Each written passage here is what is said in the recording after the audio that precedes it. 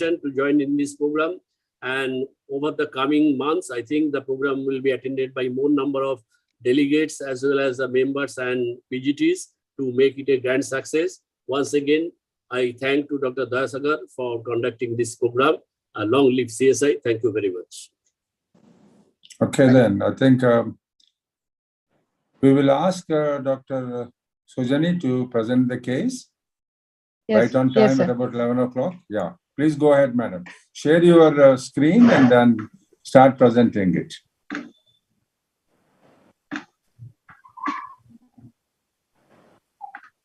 Yes. Go on, start. Okay, Sujani, start. Yes, sir. Don't feel, what do you call, threatened. We are all here to take care of you. It is a mock examination. It's not a real examination. So feel free and answer all the questions to the best of your abilities. Yes, sir. Okay, go ahead. Good morning, respected faculty and my dear colleagues. Today, I'm here to present a case.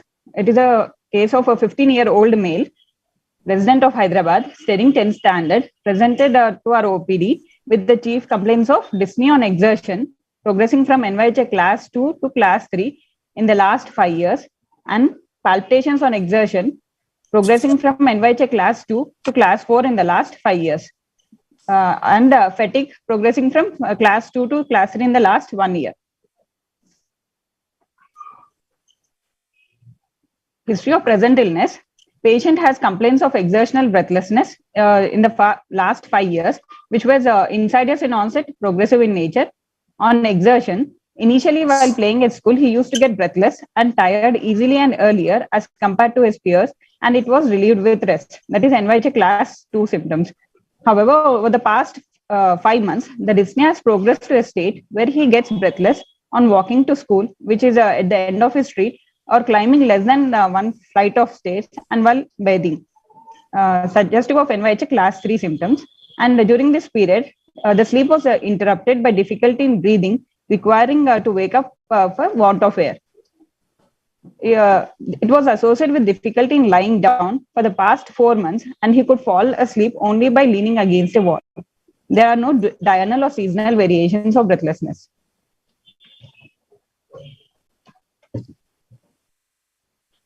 Okay. The breathlessness was associated with palpitations in the last 5 years.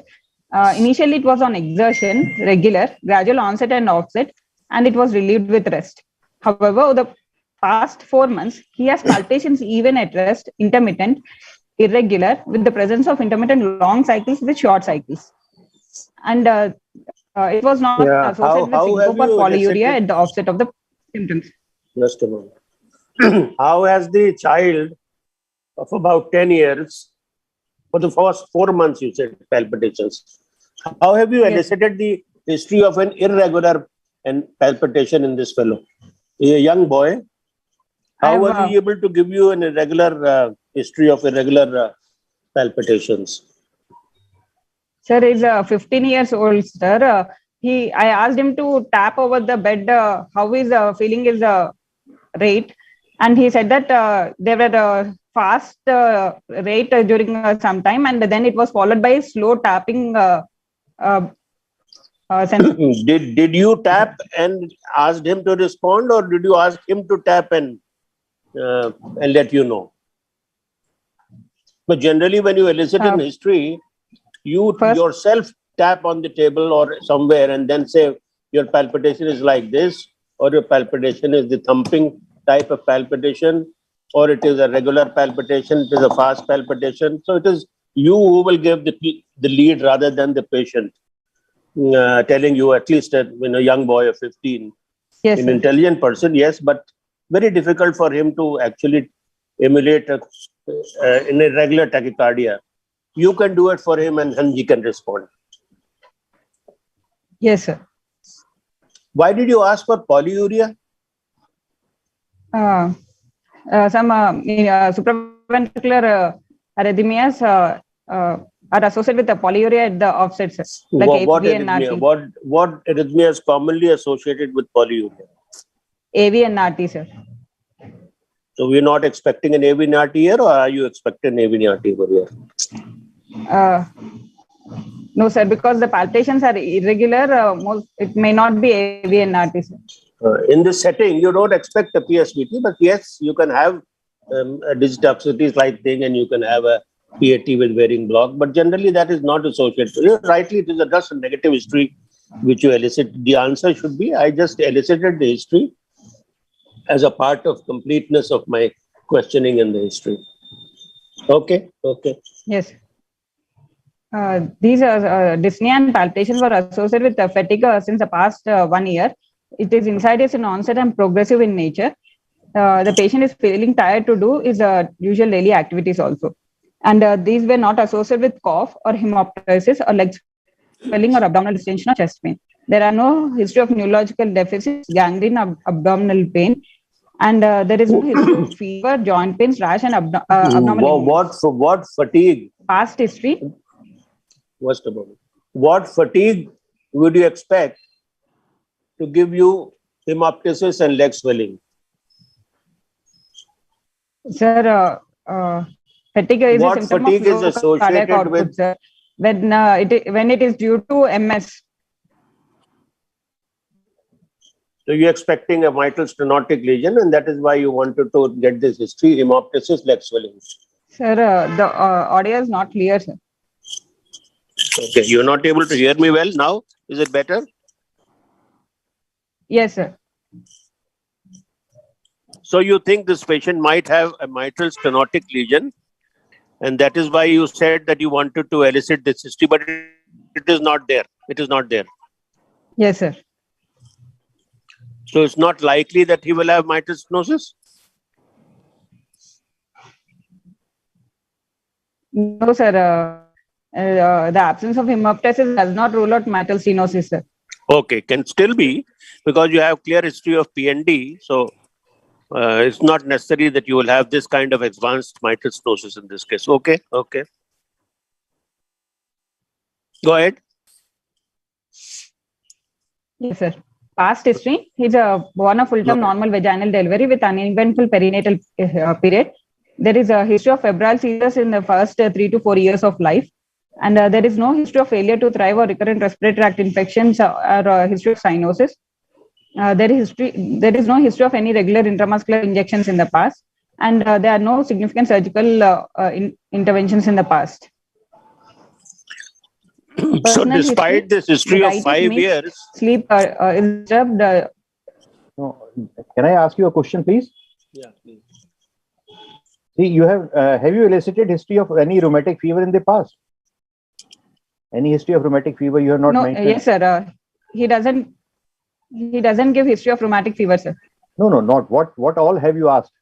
He will not say that I had rheumatic fever. You have to ask the history. Yes, sir. There is no history of a fever associated with joint pains in the past. So that has not been mentioned here. Yeah, you have to mention that. I have mentioned in the negative history. Okay. Yes, sir. So now at the end of the past history, Sujani, you have to tell us what are you dealing with, which two major systems are you dealing with, or you are dealing with only one major system, and can you just elicit, can you just examine these 3 symptoms the patient presented with, and what will be your likely or possible diagnosis at the end of the past history? Sir, the patient presented with chronic progressive dyspnea, sir, associated with PND and orthopnea. It's suggestive of chronic pulmonary venous hypertension, sir. So it may be secondary to mitral inflow obstruction or secondary to raised left ventricular end-diastolic pressure condition, sir. In my first probability will be mitral stenosis, sir. Along with mitral stenosis, there may be an associated regurgitation lesion also, sir, because there is a significant history of palpitations. So I would like to consider a regurgitation component also with the mitral stenosis, sir. It may be secondary to mitral regurgitation or aortic regurgitation. And No, you were basing. The second probability might be restricted cardiomyopathy.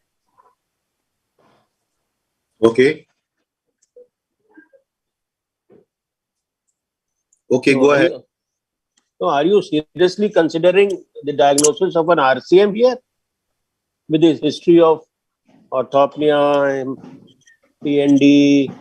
Do you really think that this patient has HOCM? No, sir. Or is it just that you want to enumerate the causes, so you put HOCM, but you don't really think it is? No, sir. It is less likely, sir. What do you think is the cause of this fever with seizures? Is it related to your diagnosis, or is it something which is coincidental? Coincidental, sir. Febrile seizures in the childhood.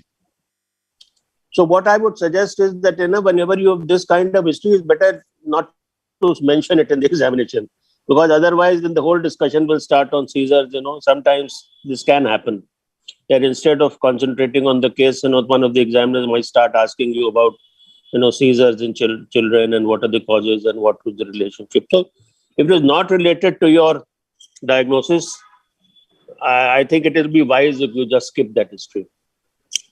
Okay. Yes. Shall I summarize? Oh, yeah, please go ahead.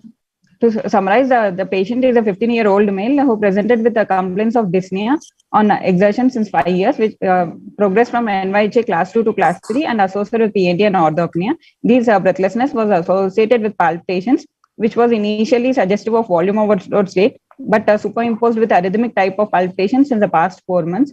And he also has fatigue since the past 1 year. With this history, I would... my first probable diagnosis will be a mitral stenosis associated with mitral regurgitation or aortic regurgitations. So why Dr. Sujatni, why you are talking about aortic regurgitation? What was the blood pressure like? No, she's not taken the blood pressure yet. Okay. It's just the history. Okay. What in the history suggests a volume overload state? Exertional palpitations.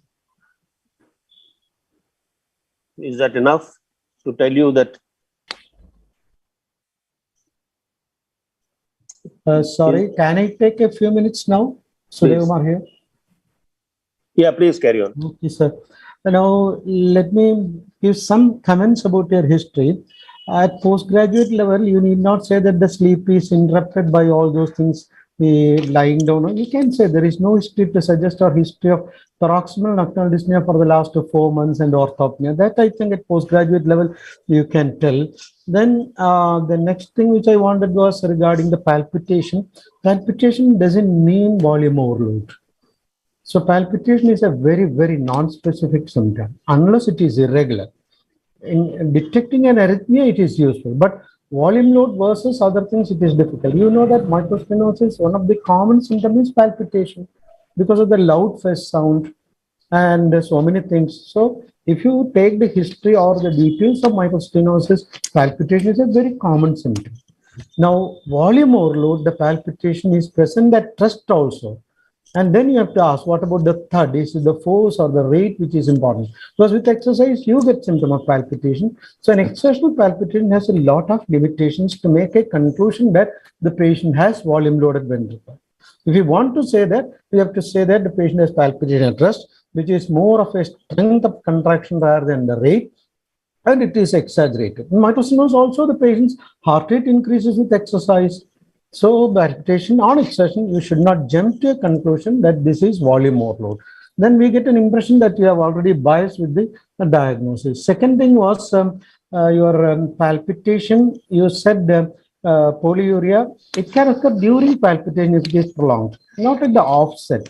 The mechanism, I think you know. You said AV-NRT versus AVRT versus other thing. Why did you prefer AV-NRT? And what is the mechanism of polyuria? If it is sustained, it can occur during. If it is brief, it may be after. So it is not at the offset. It is related to the palpitation or the tachyarrhythmia. You can have palpitation, which is more in supraventral tachycardia. You said AV-NRT, I may prefer AVRT. What is the mechanism? Because you put straight away as AV-NRT, that's the reason. What is the mechanism of that polyuria? Can you answer that? Sir, in AVNRT, there will be Yes. Go ahead, relax. This is teaching. I'm not taking as an examiner. You're teaching. Sir, the atrial contraction and the ventricular contraction occur simultaneously, sir. The atria is contracting against the closed tricuspid valve. So there will be raised mitral and tricuspid valve. Tricuspid valve, and so there will be raised in the atrial pressure. So you mean will cause to release of? Yes, you mean Canon? ANP. You mean Canon atrial? So ANP. Yes, sir. Canon waves are more common with AVNRT or AVRT? Because the P wave has to fall a little after the QRS. If it is in the QRS, it doesn't. So that Canon wave is classically seen in AVRT, where the RP is longer than that, but still it is closer. That is short RP, but the P is after the QRS. Whereas in AVNRT, it is in the QRS or at the J point, very short. So it doesn't mean that it is AVNRT or AVRT. It's a supraventricular cardiac. It could be either. Okay. There is a second comment which I wanted to make. When you are discussing, there was some problem about the diagnosis. So you have to say, sir, this is a cardiac lesion because the patient has cardiac symptom of PND and orthopnea. As you have rightly pointed out, you say that it is chronic severe pulmonary venous congestion because there is PND, chronic severe pulmonary venous congestion. Then does he have pulmonary hypertension? Or you said about fatigue. Fatigue is common in mitral stenosis? No, because mitral stenosis patients, the restriction of the activity occurs because of breathlessness. The fatigue is a late phenomenon when they develop PH or right heart failure. When they develop pulmonary arterial hypertension or right heart failure, the cardiac output also comes down. So fatigue is not a common symptom. It can occur. I'm not telling that doesn't occur. So fatigue indicates that the cardiac output is not rising with exercise. It can occur, but in mitral stenosis in the early phase, the pulmonary venous pressure elevation will be more, so their activity will be restricted with dyspnea. Okay, so you can say that the patient has severe chronic pulmonary venous congestion. Palpitation, you should not stretch to make this thing. Once you have diagnosed it is chronic pulmonary venous congestion, you say, sir, so I'm dealing with a chronic left heart disease. So among the chronic left heart diseases in this age group, I straightway consider valvular heart disease. And the valvular disease, which produces severe left atrial hypertension, is mitral valve disease because mitral valve is close to the left atrium. So I think strongly in favor of mitral valve disease. Don't say it is mitral stenosis, because commonly it is Bick's lesion. But you can say because the breathlessness is the dominant symptom, it is dominant mitral stenosis. That is it. Yes. That is all what you can say. Second, we say, can it be something else? So then you talk about the other disease, sir, is it left ventricular dysfunction? As you have rightly pointed out, the pulmonary venous congestion could be due to left atrial hypertension with normal LV diastolic pressure or secondary to LV diastolic pressure elevation. So what are the conditions? So hypertension, very unlikely, sir. So myocardial disease, ischemic heart disease, very unlikely. Then myocarditis, unlikely. That is ischemic, inflammatory, idiopathic, and iatrogenic. These are the 4 myocardial diseases. So of which ischemic, very unlikely at this age group. Inflammatory, unlikely because it is not acute. Then idiopathic is cardiomyopathies. Sir, cardiomyopathy is not common. It is very rare. It could be dilated cardiomyopathy, which can have present just like left heart disease, but long duration is very unusual. Hypertrophic cardiomyopathy, sir, there are no other symptoms of hypertrophic cardiomyopathy. Restrictive cardiomyopathy is relatively less common at this age group. Like that, you can finish. So you want to tell, sir, it is mitral valve disease. The other thing for the namesake, I will discuss. That is the way you can discuss. You have presented very well, and your answering question also reasonably good. Okay. My request to the examiners is, I think we have to move on. It is already 20 minutes on the history. So we move on to the physical findings now. Okay. On examination, the patient is conscious, coherent, oriented, and cooperative. Height is 174, weight centimeters, weight. But you should say whether the patient is dyspneic or not, because the patient has come with orthopnea, dyspnea, and cardiac disease. So first you have to say that, sir, the patient is comfortable at rest, not orthopneic, not dyspneic. Then you can say conscious. This is the usual monotonous presentation from MBBS onwards. But individualize the presentation based on the patient. His symptom was orthopnea, PND. So we want to know whether the patient is dyspneic or not, which we have not included. Go ahead. BMI is 11.9 kilogram per meter square. There is mild pallor. There is no icterus or cyanosis or clubbing or lymphadenopathy or pedal edema. Temperature is 36.6 degrees centigrade. Pulse is 90 per minute, irregularly irregular with increased volume and normal character. All peripheral pulses are present, felt, and there is no radial or radiofemoral delay. There are features of aortic peripheral runoff with corrigans, quincades, and drops and risorius sign present. Blood You pressure is expect the 100 by character 40 to be millimeters normal mercury in, with so many, florid peripheral signs. You expect that the character of the pulse will be totally normal. the volume is increased, sir, but the character, I expect a bisference pulse, but that was not present. Another thing that you should mention when the pulse is irregularly irregular, whether there is pulse, how much is the pulse deficit? That also you should mention. Yes. Pulse deficit, how much is the pulse deficit? And the term of aortic peripheral runoff, that's a little odd. You face questions, you can see peripheral signs of aortic runoff because now we have classified aortic runoff in the central and peripheral. Okay, I may ask a question, what are the conditions that produce aortic peripheral runoff? Any answer for that? Central runoff, peripheral runoff. Because you have used that term. And always you give us questions. There is a problem. Peripheral runoff is arteriovenous fistulas, where it is peripheral. There is no classification like that. But the term should be, sir, there are no peripheral features of aortic runoff. Go ahead. And another thing that I would like to ask you, what is the cause of the collapsing pulse in this patient? First cause is aortic regurgitations or any aortic. You could safely have said in high volume collapsing pulse. Why would you say increased volume but normal character? There is no collapse according to you, and all the peripheral signs are present. She has been straightforward to say that she didn't get the collapsing character. That's what I feel. If I was the student, I would have said that many of us cook up the finding, and I think she has been honest to say that it is normal character according to her. Okay, fine. I think I pacify the student also, but be careful. These questions will come because you have peripheral signs, so it has to be collapsing. So you have to go back, check again whether it is collapsing or not. And the question comes, what is the mechanism of that collapse? That question comes. What do you mean by high volume collapsing pulse? High volume. High volume, forget about that, collapsing. Collapsing pulse is due to the aortic. When will you say, what is collapsing pulse? What are the features of a collapsing pulse?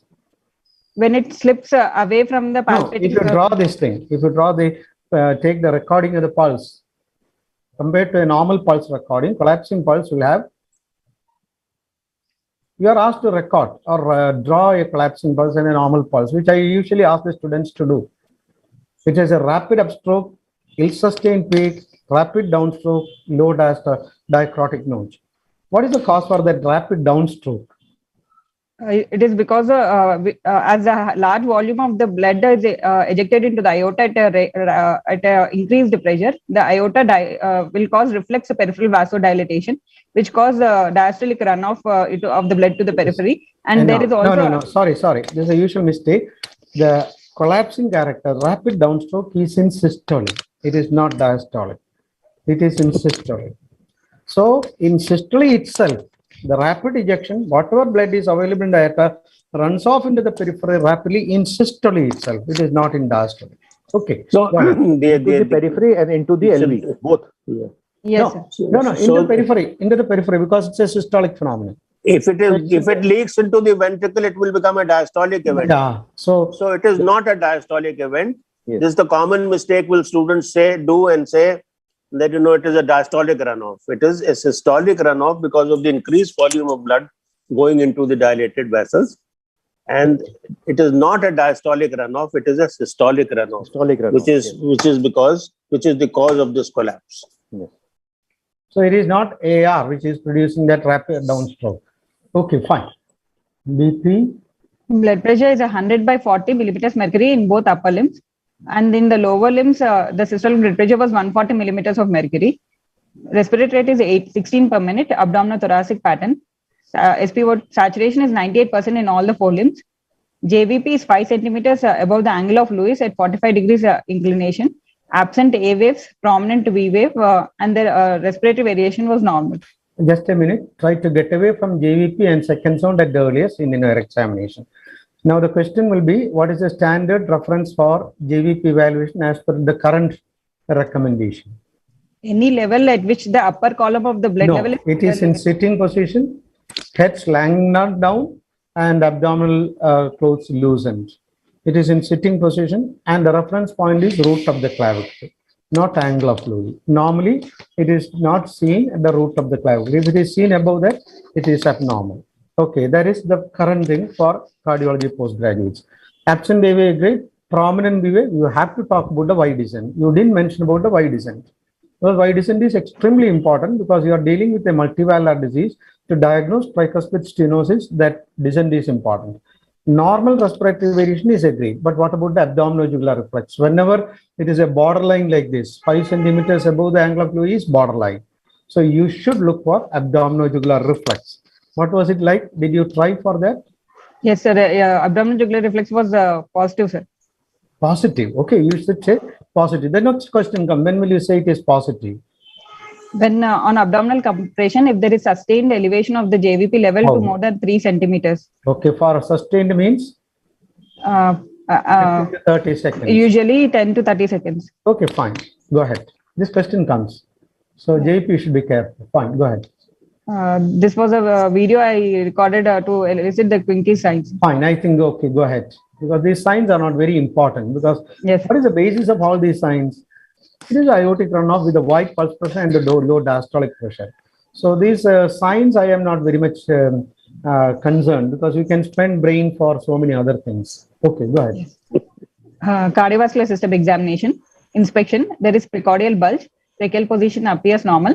And standard is to save time, you can combine inspection and palpation. Okay, fine, go ahead in the present format.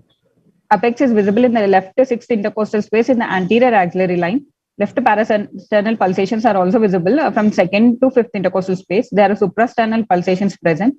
There are no epigastric pulsations or pulsations in the back, no visible scars, sinuses, and discharges. Just a minute, what is the cause of that pulsation from 2nd to 5th intercostal space? What does it indicate? Right ventricular pulsations. What is it, hypertrophy or dilated? Mostly hypertrophy, sir, because it was sustained. If there is a dominant, we are not palpable. If there is a dominant pulsation visible all over the precordium, then it is likely to be RV volume overload. And invariably you find epigastric pulsation if you get that, because the boy is very lean. His body mass index is only 12. So he's a very lean boy. So you are likely to get epigastric pulsations also. Go ahead. Yes, sir. Sir wants to contribute? No, carry on. Palpation, inspection findings are confirmed. Apex beat is palpable in the left 6 intercostal space in the anterior axillary line. It is hyperdynamic in nature and LV type. There Palpable. you mention the diastolic thrill. There you should mention, not after that. So there is a diastolic thrill. Okay. Yes. There are palpable pulsations with palpable P2 noted in the left 2nd intercostal space. Some examiners want to test S2 because by palpation you may not. I'm not very much concerned, but some examiners are very adamant that it should be 2nd. Yeah, that's what the usual teaching is, that you should say the 2nd heart sound is palpable. But over the last couple of years, in most of the centers where I go for examination, the students say it's a palpable P2. Okay, fine. So I think by and large, I have also accepted that it's a palpable. But the teaching is it should say the 2nd heart sound is palpable. And if the examiner asks you, what do you think is the component, is it A2 or P2, then you can say it's likely P2. Diastolic thrill felt over the apex. A grade 3/3 parasternal heave was present. Percussion, upper bottle of the liver dullness is present in the right 5th intercostal space in the midclavicular line. Left heart border corresponds to apex and the right heart border is substernal. Left intercostal space is, 2nd intercostal space is dull. You should be careful because he's a very thin, lean person. We are going to diagnose severe PAH. Second, percussion is extremely difficult, I agree. Fine. We are not bothered about that. Next. Auscultation, S1 is loud. S2 is single and Here loud. I would like to say that S1 is variable in patient with atrial fibrillation. Yes. That you should mention. Variable loudness. And loud. There was no S3 or S4. opening snap is heard medial to the apex and it was loud. The S2 opening snap gap was narrow. There is no additional clicks. Murmurs, a rough rumbling, low-pitched, long mid-diastolic murmur, extending up to S1, even in intensity with no presystolic accentuation, best heard at the apex with the bell of the stethoscope and with the patient in the left lateral position with the breath held in expiration. Blowing, high-pitched, early diastolic murmur, decrescent in character, nature, extending up to 2/3 of the diastole, best heard in the third left intercostal space with the diaphragm and with the patient sitting up, leaning forward with the breath held in expiration. There is a pansystolic murmur, grade 3/6, high-pitched blowing, heard at the left lower sternal border, best heard with the diaphragm and which was increasing on inspiration and passive leg raising. Other systems normal. Okay, Normal. fine. Okay, liver span. Now, the only thing is, I'm sure the patient will have abdominal palpability. One, epigastric pulsation will be palpable because you got a grade 3 parasternal heave with pulsations from second to fifth space in a lean ball. Second, abdominal aortic pulsations are likely to be palpated because looking at his body frame. So those things you should be careful. Okay, the previous slide, please. Previous one. The question comes here. Can you anticipate a question? Because you should learn questions first. The answers you will get anywhere. So you note down the questions which are asked. Opening snap heard medial to the apex. It will be heard apex also. It will be heard medial to apex. It will be widely transmitted. So don't say that there is an opening snap which is widely heard over the apex and widely transmitted along the left sternal leg. Now O2 is to OS gap. That is a okay. Yeah, what happens to the please? Yes, sir. Go ahead, sir. I just wondering, I wanted to ask her, what is going to happen to the S2OS gap in the presence of an aortic regurgitation, which he has mentioned? Is it likely to remain narrow or is it going to become wider? It will increase, sir, with aortic regurgitation. Why? Presence of aortic regurgitation will raise the left ventricular end-diastolic pressure. No. S2OS in cardiac cycle represents which phase? Diastolic phase. Yes, obviously diastolic phase. Which phase of diastolic? Early diastolic. No. In cardiac cycle, you have to tell the phase. Isovolumetric relaxation. So what is the role of end-diastolic pressure with isometric relaxation? So isometric relaxation is determined by the aortic pressure crossover to the LA-LB pressure crossover. That is the isometric relaxation time. So when you're talking about S2OS interval, you should concentrate there. What is the time taken for isometric relaxation? Okay. In aortic regurgitation, isometric relaxation is very low. Actually, it may not be there at all. Okay. It is very low. So the S2OS gap may disappear. That can happen because of multiple mechanisms. Why should it? So there is a question that will be asked. What happened to the OS in presence of AR? What is the mechanism? Yes. Okay. Second thing is, what happened to the S2OS interval in presence of atrial fibrillation? A very difficult question. Any idea? Because the patient has AF. In atrial fibrillation, especially after a short cycle, the A2OS interval will narrow, sir. Oh, very good. Why? Very good. Because after a short cycle, the gradient in the LA increases. The pressure in the LA very increases. Good. Excellent. Excellent. Very good. So the time taken that is enough for me. That is enough for me. Yes. Others can ask questions. Very good. Because you know the concept. Okay. Regarding the first sound loudness also, sir, in one of the sessions I learned that is not for the students. They have to say it is variable. But in one of this, in severe mitral stenosis, the LA pressure remains high in all the cycles so that the mitral valve remains open, fully open in all the cycles so that the variable intensity of the first sound may not be there in severe mitral stenosis. This is for the consultants, which I learned from one of my co-examiners earlier in one of the postgraduate sessions. This I used to tell my colleagues also, that is in severe mitral stenosis, the LA pressure remains high irrespective of the cardiac cycles so that the valve remains widely open. So the variation may not be appreciable unless the rate is very slow. I think this is for examiners, not for the student. As a matter of fact, That's true, sir. One of the clues is that if you've got a patient with atrial fibrillation and there is no variation of intensity of the first heart sound, you should suspect that there is MS unless proved otherwise. This is because the leaflets are kept widely open because of the tight MS. So that is one of the reasons, is one of the clinical clues when you're examining a patient with atrial fibrillation is the S1 does not vary with cycle length. So then you should think that there's a possibility of MS. This is one of the practical points that have been highlighted in more than one session.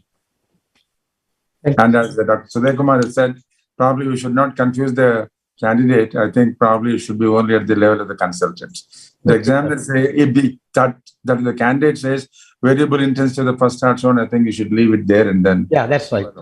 Yeah. Okay. Okay. What additional clicks were you expecting in this case? You said there are no additional clicks. There may be a pulmonary ejection click, sir, because the P2 was loud and palpable. Then there may be a pulmonary ejection click. Okay. What is the cause of that EDM? Sir? Simple question. Cause of EDM. Cause of that EDM. Difference diagnosis. Early diastolic murmur. Difference diagnosis. Very simple question. Aortic regurgitation. Okay, it is aortic regurgitation, but you can say there could be an associated pulmonary regurgitation also, because he said click severe PH. So this EDM is due to aortic regurgitation, but because there is PH, I don't know whether there is an additional pulmonary regurgitation contributing to that murmur. Especially when in rheumatic with pulmonary hypertension, if you get a fairly loud EDM, then you should think whether any loud murmurs, you have to suspect two components or two contribution to that. Okay, this is purely for a higher level because we have been doing well. So that's why we are adding something which is a little more higher level. Okay, fine. Shall I move to diagnosis? Can you use the JVP to determine whether the right ventricle is failed or not?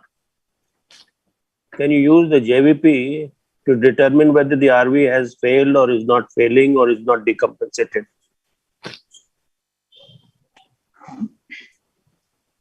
Yes, you can.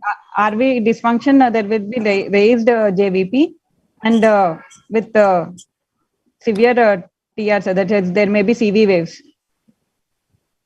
No, you can, with the X and Y descent, you compare the X with the Y. X is more than the Y. The RV is compensated. If the X becomes less and the Y is more, in that case, the right ventricle is decompensated. And if the X is equal to Y, then most of the people say that there's a pulmonary arterial hypertension is there, but the right ventricle has not yet failed. So, I mean, somebody can ask you that. Sometimes what happens is when you get a prominent V wave, this is a problem. That's why I always say try to get away from JVP and second sound. Then there's a prominent V wave.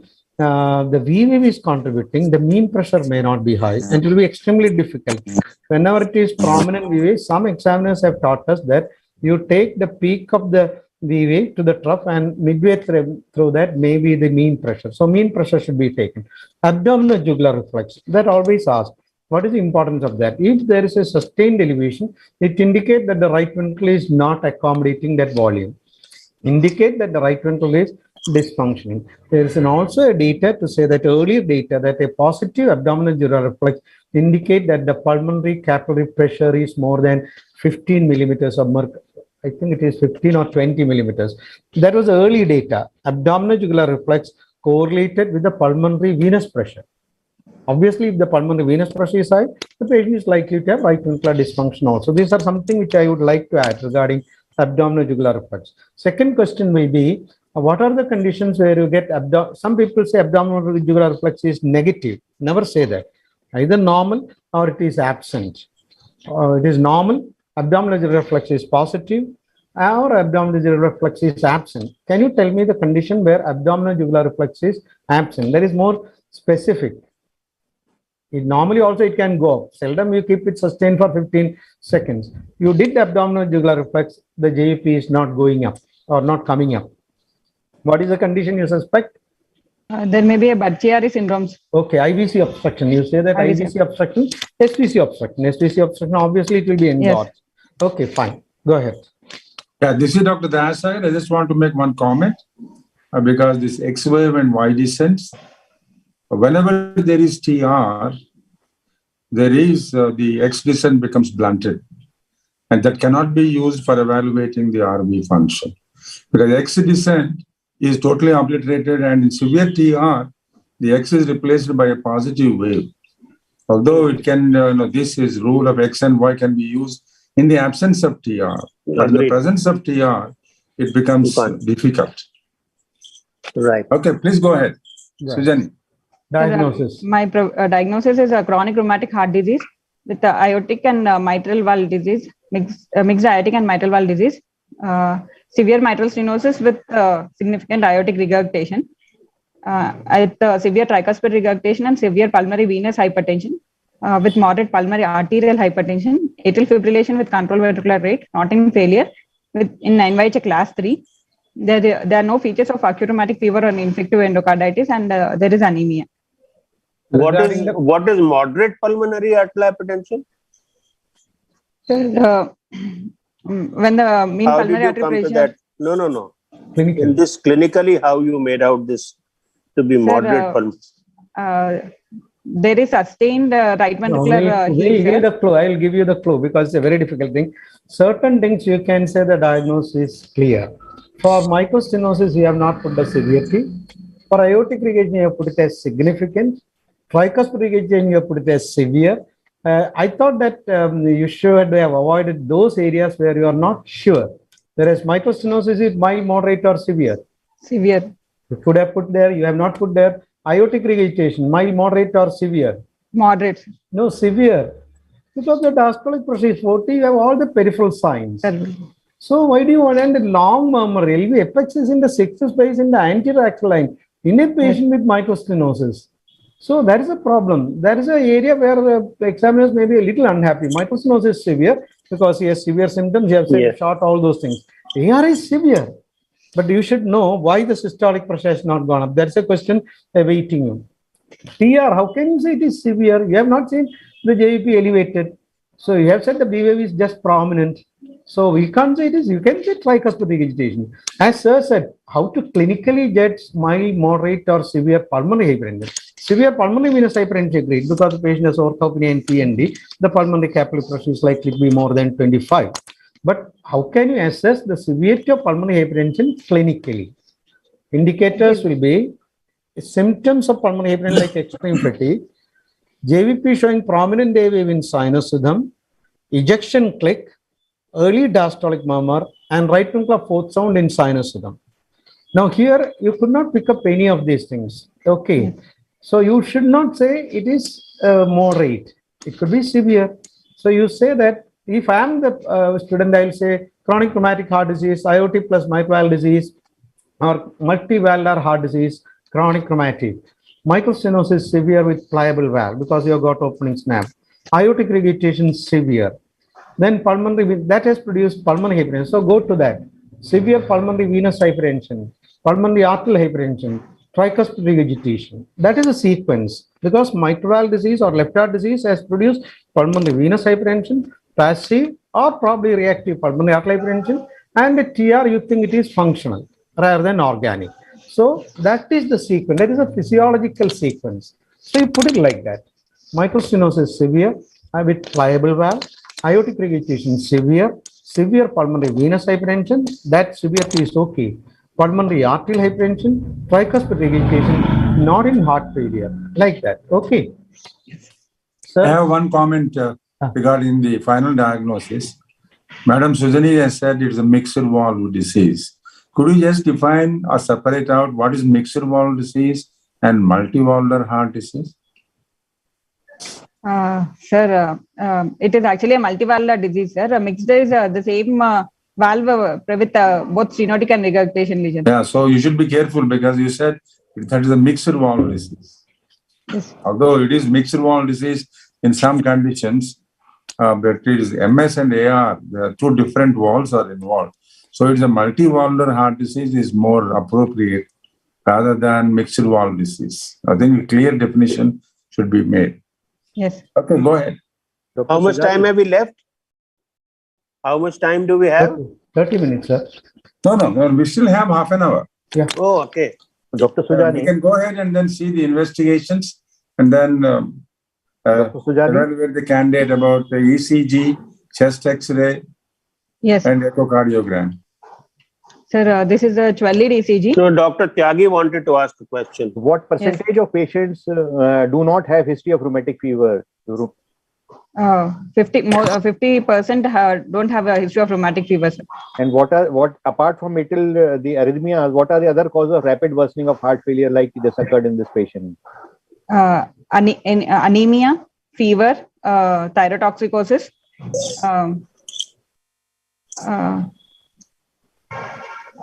The two important causes that you have missed is infective endocarditis and resurgence of rheumatic activity. Yes. That can cause a worsening of symptoms in these patients.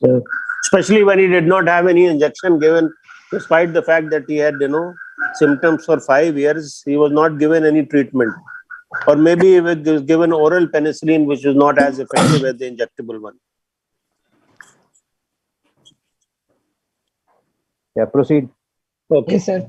And this is a 12-lead ECG with normal standardization in limb leads and half standardization in the chest leads, sir. With atrial fibrillation with controlled ventricular rate, the heart rate is around 90 beats per minute. The axis is 90 to 100 degrees, sir. And there is evidence of left ventricular hypertrophy and right ventricular hypertrophy also. You said the axis is criteria 90 to 100. Yeah. Is it plus 90 or minus 90? Plus 90, sir. Yeah. And the 100 is not acceptable because if it is between 90 and 120, you can say 105 between, because multiples of 15 we take. Okay. You can say, sir, I think it is around plus 90 because lead one, the first complex is equiphasic. Almost, you can say around plus 90. You can say it's almost plus 90. What is the evidence of left ventricular hypertrophy in this case? Which criteria we applied? Sokolow line criteria, sir. Criteria.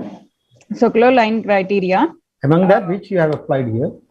Sir, it's wave in V1, the R wave in.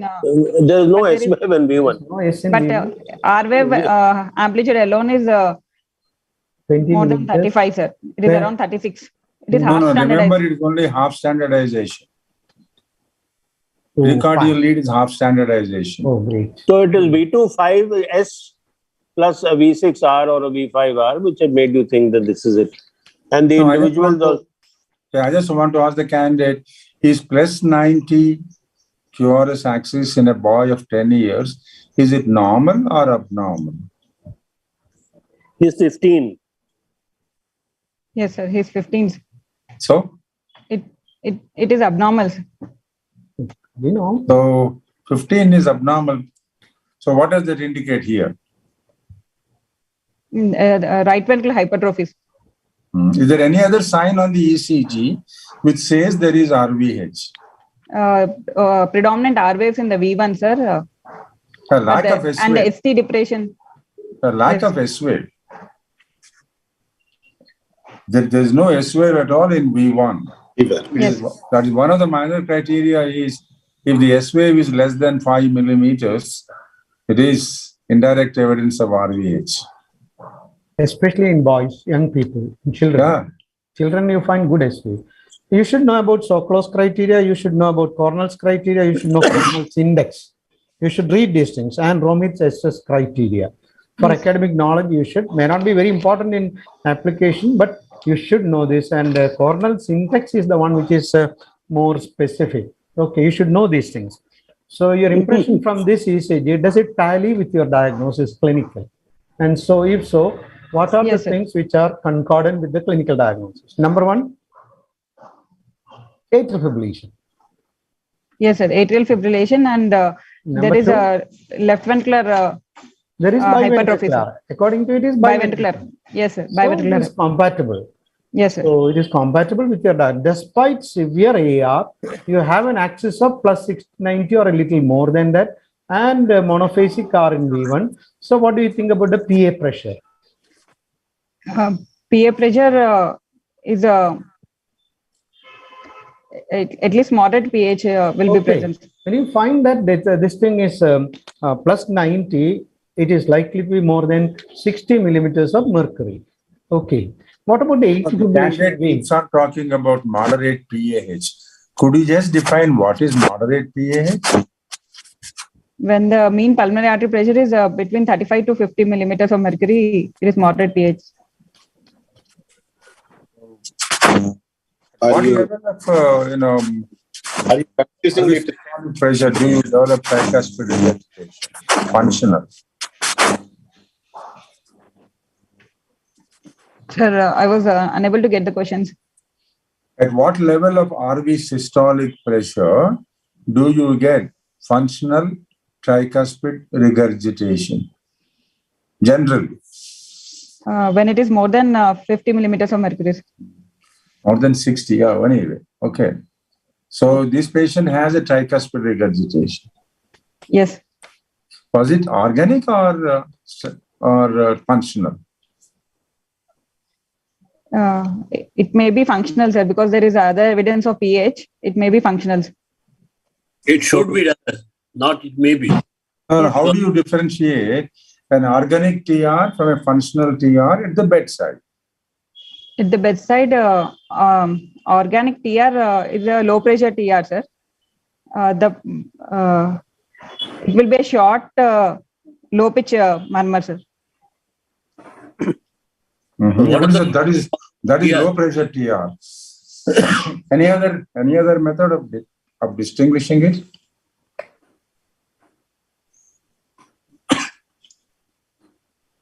I don't know. In this case, the patient has PAH. So the question is it only due to dilatation, high pressure, or is there a contribution by rheumatic? That is in this case. Otherwise, your finding is right. In isolated TR, if the murmur is less impressive, good respiratory variation, it is not loud, and it may be unimpressive without PAH. Here the patient has PAH. So sir's question is, are you thinking in terms of rheumatic tricuspid valve disease? What are the points? That is sir's question. Yep. That is very important. If there is a primary tricuspid valve involvement in this case, sir, the patient may present with a right ventricular failure features, sir, pedal edema and abdominal distensions, which are absent in this case. No. Findings. If there is rheumatic involvement, you suspect findings of one, the right heart failure will not respond to treatment. There is a persistent or resistant right heart failure. That is one. Is there any evidence of TS? That is the most important thing. Exactly. That is very important. Does the patient have TS? That is the question. No, sir. Why? That is the reason why we are asking about why descent in a valvular heart disease. If there is TS, the X descent will be prominent. X descent, no. TS is a disease where there is abnormality of the diastole or abnormality of the systole. Diastole. So Y descent will be slow. Y descent will be slow, sir. Okay. Yeah. So that is the reason why in valvular heart disease, AVP elevation is not the only thing. I think you have to say specifically look for Y descent. One of the things about organic and functional is it is very rare for an organic TR to be present without stenosis. And by and large, it is generally said that organic TRs rarely increase with inspiration. Okay? Yes. So they are all relative things, but exclude. But I think you need to remember that differentiation of organic TR from a functional TR becomes important. But in this day and age of echocardiography, everybody sorts out the problem by looking at the tricuspid wall by echo. Okay, go ahead. Shall I ask one? I will contribute. It may not be very important. Never ask. TR murmur usually increases with inspiration. Can you tell me a situation where it doesn't increase with inspiration? One simple answer. RV dysfunctions. Cardiac failure. Any cardiac failure, murmurs do not show dynamic variation. That is number one. Second is, suppose there is a large ASD with TR. People say that it may not. Can you tell me one condition? You have done extremely well. I want to give a distinction. Can you tell me the TR murmur decreasing with inspiration? You may not answer that. That is when there is associated TS. When there is associated TS, during inspiration, more volume comes to the right atrium, the right atrial pressure rises, so that the RV-RA gradient may come down. Okay, not needed for your examination. Go ahead. Chest X-ray, sir. This is the chest X-ray PA view. PA view, and it is rotated to left, sir. Inspiratory film, slightly over-penetrated film, sir. Situs solitus levocardia with cardiomegaly, with biatrial enlargement, sir, and prominent main pulmonary artery. The LV type of apex, it is difficult to comment, sir, here, and with a prominent pulmonary with cephalization, and major fissure is visible, sir. Which fissure? Major fissure in the right lobe. Horizontal fissure. Horizontal fissure in the Yeah, right that's not a major fissure. Okay, that's a minor fissure. Major fissure is the oblique fissure, the larger one. Okay, this is the horizontal fissure. It's prominent. Very good. I think that's good. There are no bony abnormalities, sir, but there is a foreign body. In this X-ray, what suggests that this is a rheumatic etiology? Sir? In this X-ray, what suggests that it is rheumatic in etiology? Is there any specific X-ray feature which suggests that this has to be a rheumatic etiology? That is the question. I don't know, sir. LA appendage enlargement. The pulmonary bay is absent, so that is the feature here. The pulmonary bay gets absent. That you can see here. It is straightened out. Yes.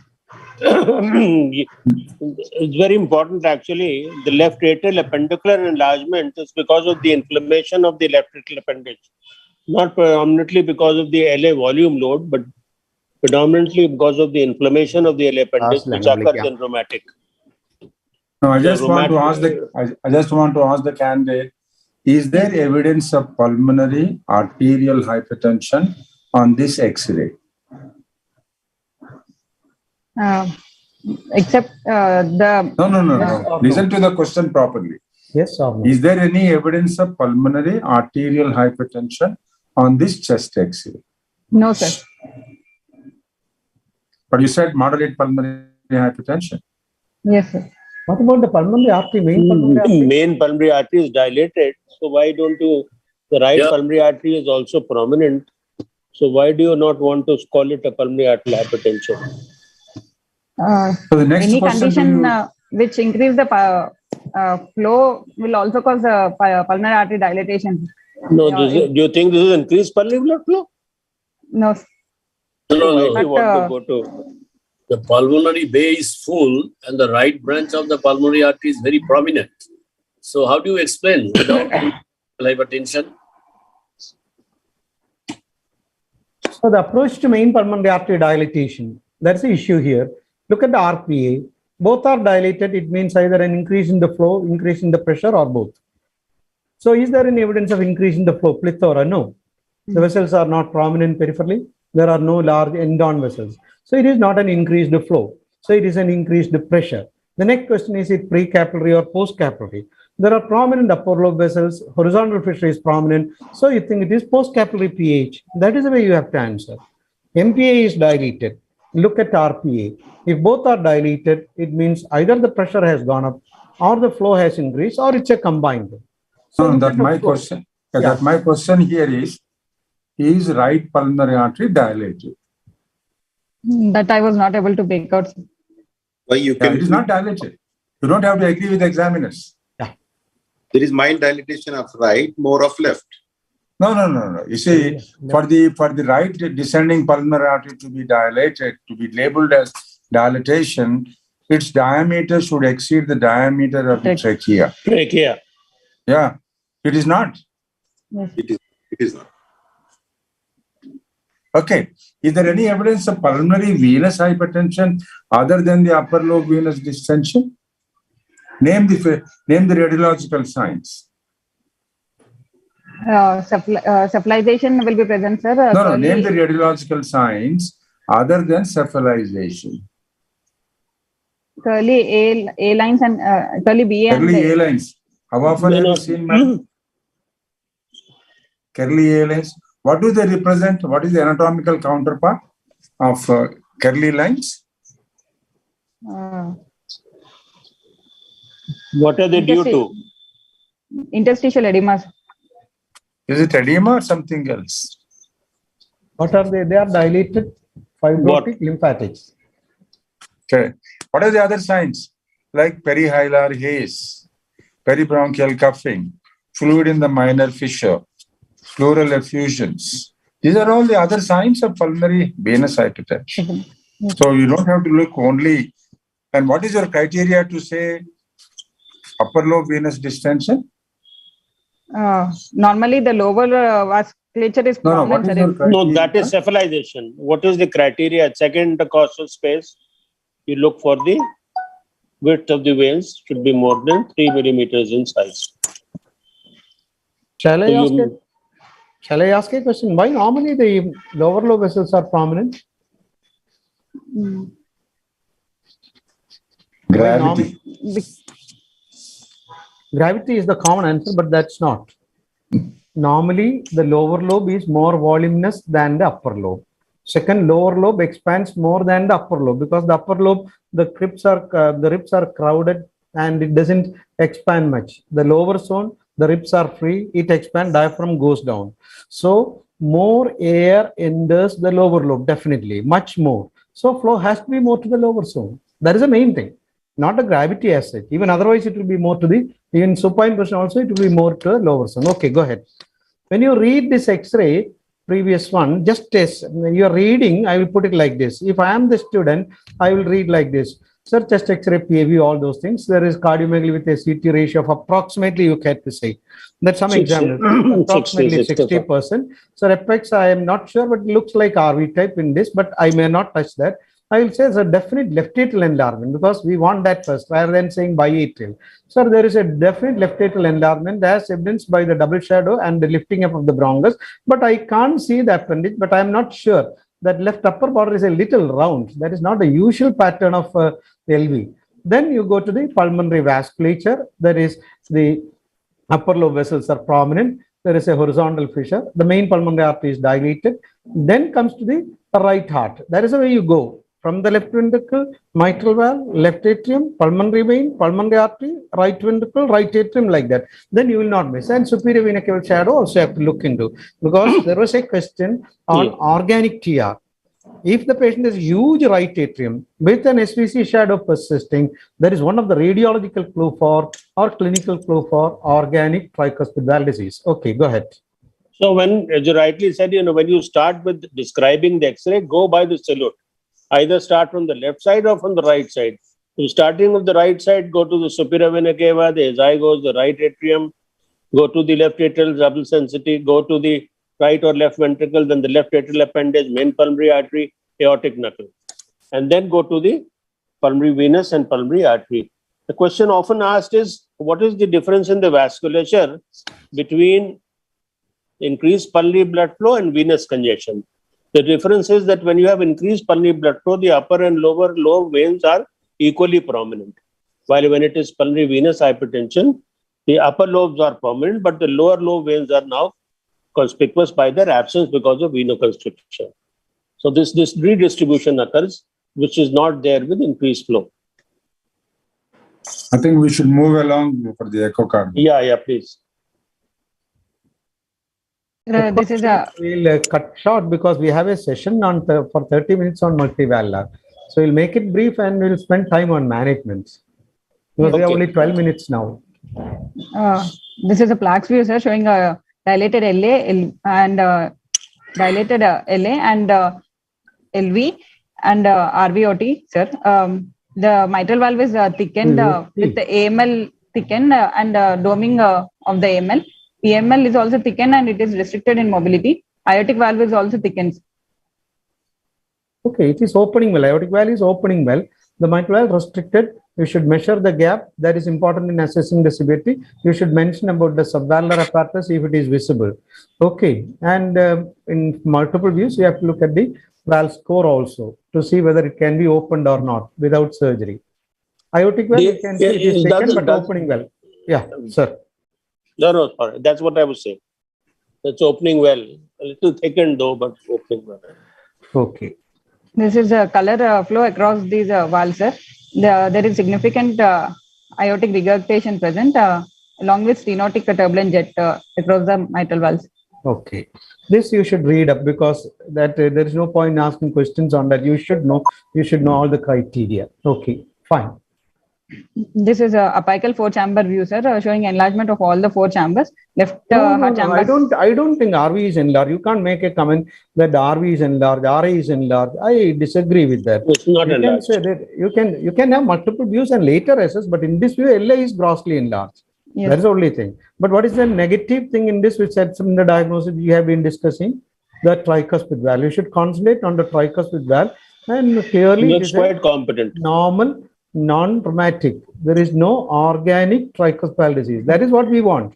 Because he has rheumatic, mitral, and aortic. What we are discussing is tricuspid valve, which is clearly seen. And the annulus also you have to measure in multiple views. Okay, because he had TR. So we want to know whether the tricuspid valve has to be tackled or not. And tricuspid valve is a neglected valve. For postgraduates, you should read tricuspid valve. We will be asking questions on tricuspid valve. Okay. The color flow across the mitral valve, sir. There is a mild to moderate mitral regurgitation also present, sir.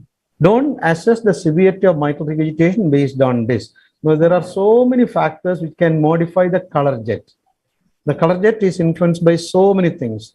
The compliance of the left atrium, the pressure in the left atrium, there will be systolic pressure, the jet direction, everything. So don't try to quantify the MR in a single view.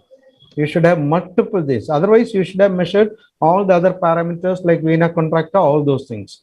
This is what the postgraduate should know in the examination as well as in practice.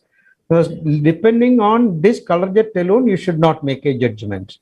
Okay. So you say that yeah. Sorry, sir. Can I make a comment, although I'm not an examiner? If you are looking for a mitral regurgitation, we always should look in a parasternal axis view for a vena contracta. That is the most important thing in these subset of populations. Secondly, for AR also, you should look for a direction of a jet flow, whether it's impinging mitral valve or it's not impinging mitral valve. These two important things. And if you're doing an echocardiograph, look, your two images are seen over here, one without ECG gating and second with the ECG gating. These ECG gating make lots of difference when we are assessing pulmonic venous flow, especially because then you say whether this is severe MR or not. So these important things are there when you're looking for valvular lesions. Shall we move to the next? Can we move along? Yeah. Yes, sir. The mean gradient across the mitral valve is around 20 millimeters of mercury, sir. But you should always look at the heart rate also. That's important. The average heart rate, the cycle variation. You have taken two, very good. But you should look at the average heart rate also when you give significance to this. But clinically, it was a controlled heart rate. Fine. Go ahead. Dr. Sudhi, this is just excuse me. Is it a echo of this patient? Because you said your patient was in atrial fibrillation. This is an NSR, appears to be an NSR. The same patient. The cycle diastolic. There's initial E wave is there, and subsequently A wave you have measured E and A wave separately. That's likely we'll see that. That's likely to be the fibrillary wave. Yeah. Yes, forced fibrillation. Yes, sir. Waves are very prominent. Okay. Mitral valve area by planimetry was 0.6 centimeters square, sir. But what is more important? Both the commissures are fused, sir. There is no calcification. Okay. So at the end of the study, you should know whether it can be opened up with without surgery. That is a thing which you have to look into. Fine. Go ahead. Apical 5-chamber view, sir. Okay. In the aortic valve and I think sir will be discussing in detail about this. Yeah. I think we will. Next. At the end of the echocardiogram, what is your diagnosis? Yeah. So this is classic AF. Yeah. But there is one more echo. Sir, there is one more echo which I would like to concentrate. Next slide, please. Next. Yeah. Next. Next. Yeah. Yeah. There is a Previous clot. one. The previous one. Yes. There is a clot. Yes, That is sir, very important. Okay, Clot in single the clot. It is not. It is a still film. Okay, it is not, may not be single. You can see that appendage base. There is a, yeah. You can see multiple clots. Okay, you can see multiple clots in this. So that is extremely important in this case because there is additional information which you have got from echocardiogram. All the other things you have made clinically. MS, AIR, MR, it's an additional finding. Okay, fine, great. So now come to the management. Sir, yes, sir. This patient needs double valve replacement. No. The patient should be on optimal medical management first. Further evaluation, detailed echo evaluation, any other investigation needed. That's the next question, may not be, but medical management you should know. Don't take him for surgery now. Okay. Yes. At least for 3 months we can give anticoagulation, and if the clot resolves, then we can try for balloon mitral valve. Medical management, sir. The patient is having class 4 symptoms, orthopnea, PND. So would you like to control the heart rate with some drugs? Would you like to give diuretics? Would you like to give fluid restriction? These are much more important. Yes, Stabilize the patient with the anticoagulation, whether it is NOAC or warfarin. Warfarin only, sir. Yeah, these are the questions. Then we will ask questions on warfarin and NOAC. NOAC in valvular disease also we must, which are the trials available. Okay, so that is the importance. And then only comes after stabilizing anticoagulation. Then you have to see what is the clot like. It is floating clots are there or not. Is there a role for transesophageal echocardiography to see how many clots, where are the clots? Because you are going to do the procedure and the patient should not embolize during the procedure. Okay. Even after the control, the medical management, would you like to do double valve placement or aortic valve placement with balloon with open mitral commissurotomy, or that may be a better option instead of doing 2 valve placement, because that may have a higher risk. Patient has mitral stenosis alone and aortic regurgitation. Aortic regurgitation can be taken care with the help of aortic valve placement, and mitral stenosis by the dilatation during surgery. Yes. So what is the important thing which you have to assess before that? Whether it is MVR, mitral valve replacement, or mitral valve repair. Subvalvular that we have seen by echocardiography and TE, but MR. Yes, MR sir, severity. MR severity you have to assess. Okay. What about penicillin prophylaxis? For this patient, penicillin prophylaxis should be continued for long terms. How long? At least, according to AHA guidelines, it is 40 years of life, sir. You go by AHA or the Indian? Indian guidelines, it is lifelong. No, they also said 40 years or even lifelong. All the people. Okay, fine. Okay, sir. We had. Now, your final opinion as regards the management. I like to ask the candidate, as Dr. Sanjay Tyagi was suggesting, that patient is fairly young, 15 years old. So I think rather than going for double valve replacement, it will be a better option to go for mitral valve repair and followed by the aortic valve replacement, and follow up the patient whether the mitral valve is functioning normally, and if the patient remains good hemodynamically with this procedure, you should encourage more single valve replacement with mitral valve repair rather than double valve replacement in this patient, along with the anticoagulation therapy. Yes, I agree, because most of the surgeons these days have given up commissurotomy, the open commissurotomy, and most of the time they will go in for a replacement. But since this is a 15-year-old boy, I think replacement should not be the first choice, but trying to do a commissurotomy with an aortic valve replacement might be a good idea. There are people who are doing mitral valve repair for rheumatic mitral valve disease also. Yes, they are. Yes. So that also you have to keep in mind. You have to keep in mind that. Definitely, definitely. I think it's a right time to stop. I think we have just finished our time till 12:15. I think the candidate has done extremely well. Yeah, I think she has answered very well. Thank you. And she has been confident. She has been confident in answering in certain areas where she was not sure. She said she doesn't know. And The confidence I will give high marks. Presentation was good with good clarity. Third, she answered majority of the questions. Even a tough question, she answered very well. I think she is really good, but she has got adequate time to have homework also. That is the other background. Our Professor Imamuddin Said, Yes, sir. they will train because we want our student to perform very well. Okay, Yes, sir. congratulations to whole team. We always want them to do well, and we always take care of I them. think congratulations to you for the preparation and to the candidate for presenting very well. It's not only the preparation, she has confidently presented. Great. That's important, sir. Yes, she has done a good job. Thank you, Dr. Sujani. Thank you. And, Thank you. Thank you very much. Yeah, we will Thank move along. We will Yes, move sir. along to Dr. Rakesh Gupta for his presentation. The theme of the talk is echo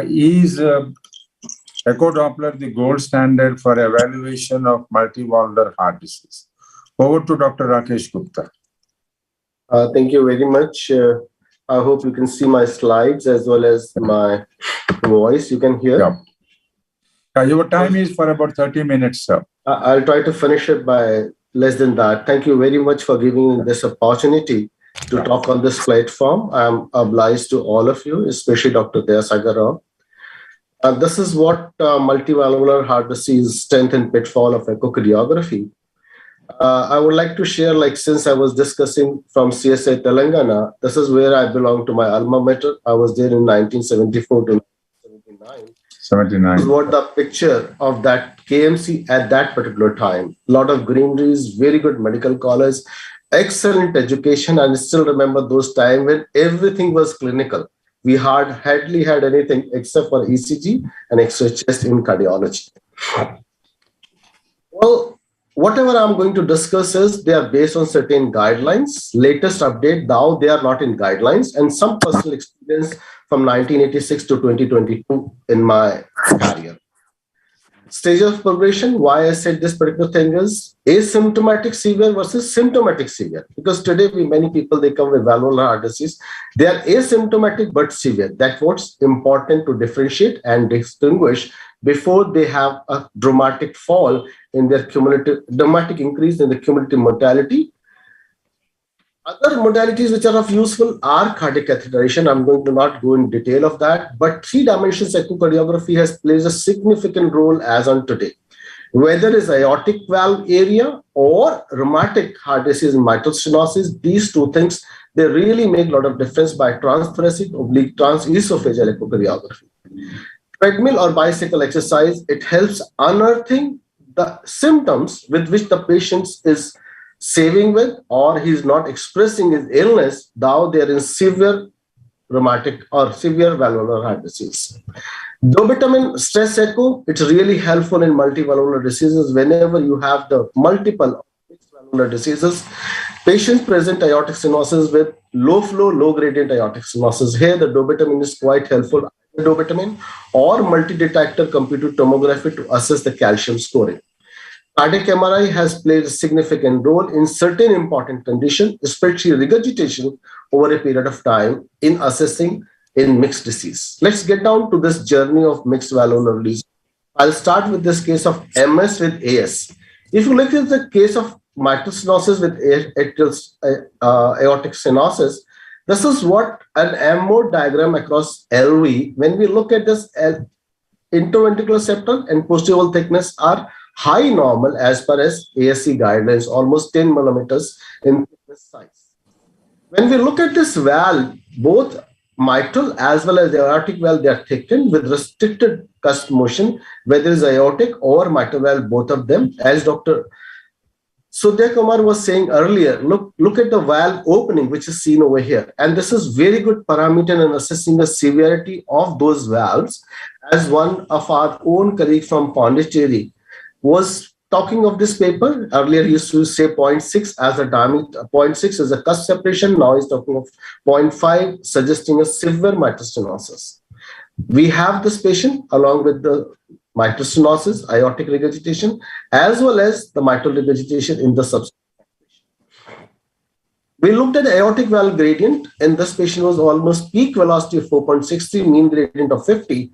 and on top of that LVOT, aortic valve VTA was 112 and LVOT VTA was 23. If I put up all these parameters, before going to those parameters, this pressure half time giving the eraser 2.28 by pressure half time, and put up all these parameters, LVOT diameter 1.98, 112 LVOT VTI, aortic valve VTI 23.7, mitral valve area by pressure half time 2.4, and planimetry was 2.97. And this particular report is generated from our own center talking about severe aortic stenosis. And this severe aortic stenosis, based on this particular phenomena, we call them as high flow, high gradient, or normal flow, high gradient severe aortic stenosis with their area of 0.60 or 0.35 centimeters per body surface area in this particular patient. And if you look at this mitral valve area in this patient, when we look at either by planimetry or by mitral valve area by 3 dimensions echo, which I'm going to say in a couple of minutes, this was significantly normal, and this aortic valve area, this aortic stenosis was significantly important. So this is a deadly combination frequently seen, early symptomatic presentation with poor tolerance. Reduction in cardiac output is usually greater than what is seen in isolated AS or MS. Hence, both aortic and mitral gradients may be lower than expected, which can lead to an underestimation of severity of both AS and MS. Similar to MR, severe MS may lead to low flow, low gradient, severe aortic stenosis when they are combined together in MS and AS. Now, the careful quantification of AS is important, and there, when we have these kind of a phenomena of MS with AS, and we are looking for AS severity in this subset of population, we should subject these people to low-dose dopamine stress echo so that heart rate does not increase, is only the force of cardiac contraction increase to assess their aortic valve area. But like last case, the aortic valve area was normal, and in that case, that was definitely significant already. And if it's not there, utilize low-dose dopamine, or you can go to aortic valve calcium quantification by multi-detector computed CT tomography. What is the score? As per the various guidelines available over here and published in 2018, circulation, cardiovascular imaging, anything more than 1300 AU or more than 2000 AU in men should be considered for severe aortic stenosis. The first take-home message when we have a MS with AS, what we encounter, if we encounter low flow, low gradient aortic stenosis, we should subject these population to either dopamine echocardiography or aortic valve calcium scoring to suggest whether this is severe or not.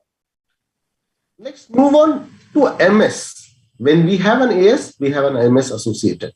Severe mitral stenosis usually dominates symptomatology as well as echo findings. Due to poor filling of LV, gradient across aortic valve could be spuriously low, as I said a few minutes back. I'm not going to talk about that now. But if you have a truly MS, then what exactly we should do? If you have a truly MS, then pressure half time would be unreliable. We'll have low flow, low gradient mitral stenosis, as been said in 2019 guidelines. We have a low flow as well as low gradient. And to confirm this severity of anatomical mitral area by echocardiography, we come back to 3 dimensions echocardiography. And the another one paper which is said and been utilizing in our lab is multi-dimensional 3 dimensions echo for wall motion. This is classically 3 dimensions echo when we acquire a full loop and we cut at the tip of the mitral valve leaflets. And this has got some inherent problem because it is a gain dependent. If you reduce the gain, we overestimate the area. If we increase the gain, we underestimate the area. The best next thing has come is multi-dimensional 3 dimensions echocardiography. What exactly does it? It helps you in identifying the exact tip of the leaflets where we are cutting the mitral valve leaflets. And this, we are able to get both commissures for their calcification and other scoring, as well as the mitral valve area, as shown in this particular diagram when we are cutting right on the tip of it. It needs a little more manipulations, little time consuming, but this area comes out to be excellent, as depicted in this paper of JACE 2021, talking of and guiding this particular phenomena when the cursor passes at the tip of the mitral valve leaflet and gives you an excellent correlation of your mitral valve area. So this is one is very important. Hence, the take-home message when we have MS and AS together is a low flow, low gradient stenosis, both for AS, both for MS. And for aortic valve, dobutamine echo, calcium scoring. For mitral valve, 3 dimensions echo. And I like to say for my own experience, multi-dimensional 3 dimensions echo gives you much excellent area than truly a 3 dimensions full loop area. Now let's move further. We have a case of MS with AR. She was showing one of the cases of MS with AR. Here's an AR which has got a zoomed up picture. When we measure the vena contractor right at the origin from the leaflets where this is originating, and it's 0.32. Here is a patient who has got a significant mitral stenosis. From my personal experience, I always say, whenever we see this pizza, in the direction where the pizza is forwarding, let's suppose this jet is towards LV, and if I'm able to see a pizza in LA, I always say this patient has got a significant mitral stenosis in combined lesions. If the same pizza is seen in aortic area or LVOT coming towards the mitral valve or coming towards LV, I'll say this pizza the AR is more significant. And that's how by just visualization, we are able to say this significance of pizza. Now here, mitral valve area by pressure half time, almost 1.11 centimeters and a gradient of almost 12 millimeters a month. This disparity of area versus gradient to some extent, not to a large extent. We utilize mitral stenosis again in this area, and when we talk of a mitral stenosis, again we go back to the same thing of the multi-dimension 3D echo area cutting at the tip of the mitral valve leaflet, and it's again 1.14, that is more precise in this particular patient. This is more than 60% of those with rheumatic MS will have AR, and approximately 10% of them will have AR, which is severe. In remaining, it will be mild. When these two combines together, then the real problem comes. Now the question comes, in such cases, is the continuity equation or pressure half time method are valid? They are not valid to calculate mitral valve orifice area. Second important thing is, when we look at pressure half time in these subset of population, it can either shorten them or lengthen them, leading to under or overestimation of mitral valve area. Why does it happen? This has been aptly shown by this slide. The pressure half time is dependent on the AR jet. If the AR jet is impinging, as seen on this slide, impinging on mitral valve or away from a mitral valve or central. Based on 3 factors, it could over or underestimate. And when we have this under or overestimation, then obviously mitral valve area by planimetry is the real answer for calculation of mitral area in MS with AR. Now the fourth take-home message is, when we have the AR, mitral valve area per pressure half time is unreliable. So is the continuity equations. So in 2022, we come back again by 3 dimensions echo, and especially the multi-dimensional 3-dimensional echo. Here, another thing is, sometimes we do not have this facility of multi-dimension. You can use pulmonic flow as a reference point for continuity equation, another possible option, but not a true option. Now, if you can assess MS, how about AR? If I go back to AR, it really becomes very, very difficult to look at AR with MS patient, the severity of AR. MS can blunt the increase in pulse pressure as well as LV dilatation associated with AR. The LV size and volume may not enlarge proportion to the severity of AR due to the restriction posed by MS on LV filling. The cardiac output could be low and fixed at rest. The patient may not have a wide pulse pressure. Pressure half time of AR will be fallaciously less for the severity of AR. What do we do?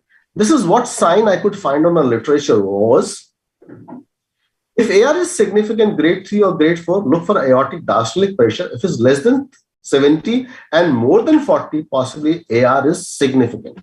But at the same time, we can subject this population for cardiac MRI for assessing their severity of aortic regurgitations for their volumes. Moving further, here's a case for MS with MR. Very common thing, especially when the patients come back after BMV and other factors. And here is an example, patient who had his BMV done, now has got a mitral stenosis alone. Along the regurgitation, we have a patient in atrial fibrillation with deceleration time and a pressure, this mean gradient of 6.31, and the pressure half time area is 1.35. What do we do in this subset of palpitation to assess their severity? Again, I'll come back to the same thing over here. Look at the pizza, whether the pizza is towards LA or towards LB. Based on these two things together, we'll be able to say whatever is possible is the lesion is either is MS or MR is. So in this particular fashion, we look at then MR increases the flow rate across mitral valve because the transvalvular pressure gradient is a function of square root transvascular flow rate. Left atrial pressure will be markedly elevated in patient with mixed valvular, resulting to severe exercise intolerance, down increase in pulmonary, venous and capillary pressure. And this is because of the volume over. LV size is usually larger than in isolated MS. Again, mitral valve area derived from pressure of time may not be reliable to assess the severity of concomitant MS. And in this patient, again, the mitral valve area by transesophageal or transthoracic 3-dimensional echocardiography will give us a fairly good idea. One point where our previous respective teachers were also talking about the same thing.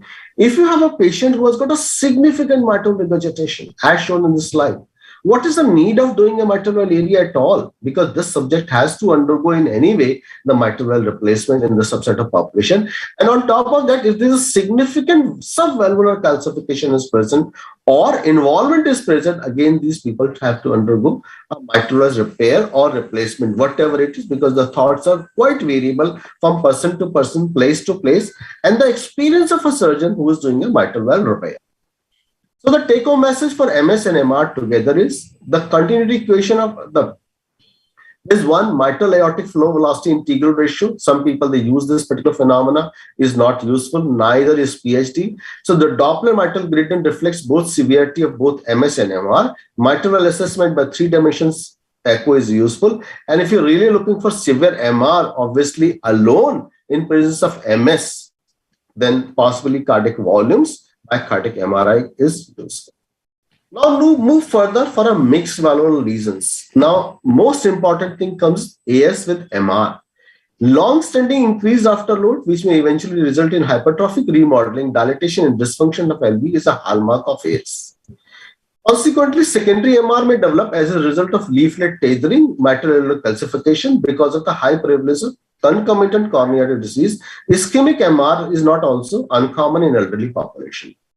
Elderly patient may also present with primary MR as a result of mitral annular calcification or prolapse. The association of severe degenerative AS and AR because of chordal rupture is rare, though generally associated with poor LV performance. So as a result of direct consequence increase afterload because of AS, the transmitral systolic flow pressure gradient increases, therefore leading to higher regurgitant volume for any given mitral valve orifice area. Moreover, the presence of significant MR may decrease the forward flow across aortic valve. This MR-induced low flow state may reduce the transaortic pressure gradients and leads to underestimation of aortic valve severity. So as we had the other patients when AS with MS is present, we'll land up with ultimately what? A low flow, low gradient, possibly severe aortic stenosis because of the presence of MR.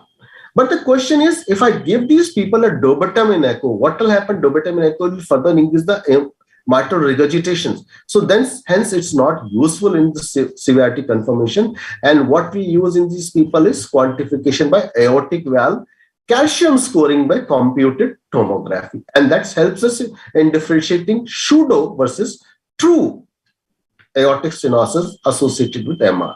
So what's the take-home message? In AS with MR is mitral regurgitation should not be mistaken with AS. I've seen many people, like even I, what to talk of any people, number of time when I was using, looking for a patient with the mild AS with MR in 3-chamber view, the MR jet was picked up as aortic stenosis jet. So that's what is the more important thing is MR jet should not be mistaken for AS jet. And then we have AS, which is low flow, low gradient.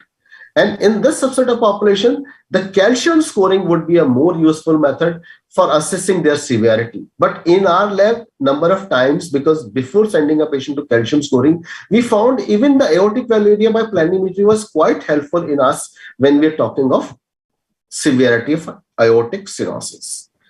Now, At the same time, when you have AS, we have an MR lesion also in this subset of populations. So if these are together, we are not going to talk about AS. Mild AMR becomes significant because the AS gradient is LV is over pressure. So MR will become significant, as Dr. Sudhai Kumar very categorically said when she showed an MR jet and she said it's mild to moderate significant. Look, this MR will not become more because all depend on the LV gradients, LA pressures. So compliance of LA, LV compliance. So this becomes more significant. So what we do in our lab is we look at vena contracta, and this vena contracta is pretty helpful. Similarly, we can look at a pulmonic venous flow pattern to decide about a severity of MR.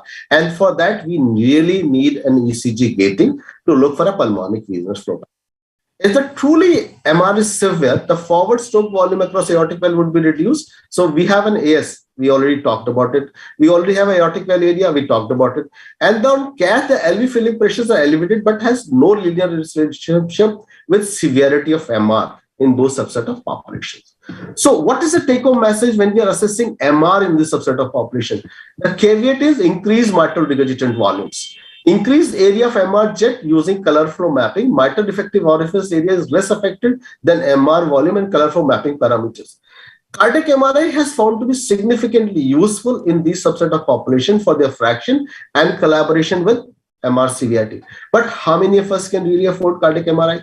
So what we do in our lab, where this star is there, that's what we are using in our lab is we are using 3-dimensional regurgitant orifice area for the severity of MR. Even vena contracta to a large extent is helpful, but these two things, they are not there in the guidelines. And what we utilize in our lab, here is a sample from our own lab. Here's a patient who has got a mitral regurgitation. So what we do, we put this patient into 2 lines, and these 2 lines are interrogating this color flow jet in 6 sections, a very high resolution image. And when we put this in 6 sections and freeze, look, this is what we can drive the complete area of the MR jet. Any area more than 4.4 centimeters is considered to be severe in these subset of population with mitral regurgitation assessment. And that's what we have used number of time in our lab before subjecting this population for cardiac MRI. Let's move further to another mixed valvular lesion, severe MR. Severe. I'm sure like my teachers and everybody sitting over here, they know this is the most deadly combination, even more deadly than MS with AS. What exactly happens? Always a low flow state, always elevated LVDP, and LV is always significant valid. Pressure half time may be fallaciously high for a severity of AR due to increased LVDP and low forward flow. Central aortic pressure generally more than 40 millimeters. And orifice for estimating severity of AR are not affected by presence of concomitant AR. That's one important thing. So what do we do? And what we use in these people is we use Doppler volumetric method using left-sided assessment of net forward flow becomes invalid. Pressure half time is invalid. And when we come to these kind of a thing, I always go back either my 3 dimensions, color Doppler, echocardiography to look for regurgitant area, or I send the people for cardiac MRI for their severity. But if you have a severe MR, if you have a severe AR together, except for the fact you want to replace 1 valve or 2 valve, the things falls together in the same fashions. We can also use the PISA method in these subset of population also. As I said, one of the guidelines says the PISA method remains more accurate for assessment of AR. Here is a mixed aortic valve lesion of 56-year-old woman. Her mean gradient is 8 millimeters of mercury mitral valve. Pressure half time is 1.5. Mean aortic valve gradient 16. Aortic valve area by content equation is 1.5 centimeters per second. AR effective regurgitant orifice area 0.2 centimeters square. Mitral valve area by 1.1 centimeters square by 3 dimensions, as seen in this particular picture. When this was a method which was quite used often in the previous time when we used to drive 2-dimensional mitral valve area from 3 dimensions. So diagnosis is severe AMS, and this severe AMS with mild to moderate AS with moderate AR in this. But the most important thing, if you happen to look in this area, in this combination of mixed aortic and mitral valve area, this mitral valve area by 3 dimensions echo is more important rather than mitral valve area by pressure half time. because this pressure half time would be unreliable in presence of aortic lesions. Let's move further. A case of AS with AR. Here is 70-year-old male, symptomatic. Most important thing is symptomatic. That's why I showed the first slide.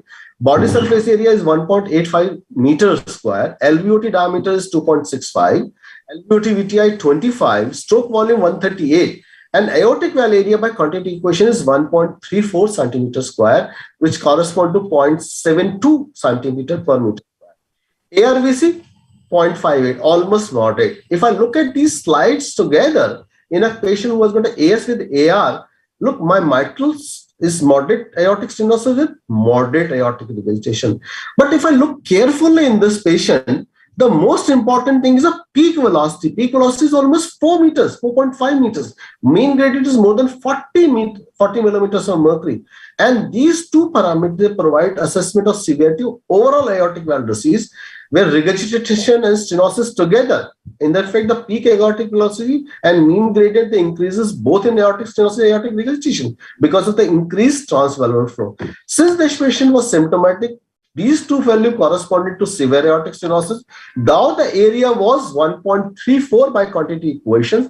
We can subject this patient to either 3 dimensions transesophageal echocardiography for severity of aortic stenosis and computer tomography calcium scoring. And once they are positive, they are subjected to valve replacement. Now, this was symptomatic. We subjected this patient directly for valve replacement subsequently. So the line take-home message is AS with AR. Simplified Bernoulli equation for gradient may not be applicable if outflow tract pressures are elevated. Gorlin formula using thermodilution fixed method may become invalid. The continuity equation is applicable to assess aortic valve area. Plus, on top of that, the most important thing is utilize 3-dimensional transesophageal echo or calcium scoring to assess further severity.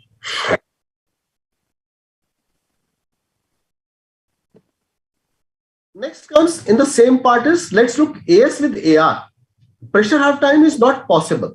So we look at peak aortic jet velocity and Doppler mean gradient reflects severity of both AS with AR.